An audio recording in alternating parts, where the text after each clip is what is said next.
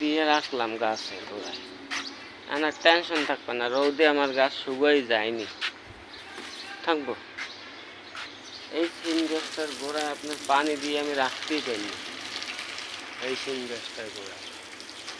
কারণ এই যে বান্ডটা, এই যে আর কি যেটা বালতি দিয়ে লাগাইছি, এটা এককাল ছোট, এই জন্যে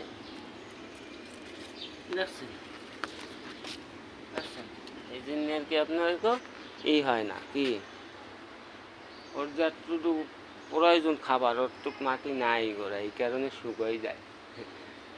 আমি আবার একটা বোতল বাইন্ধে দিতেছি সবসময় পানি রাখার জন্য, এই জন্য পানি পড়তে থাকে।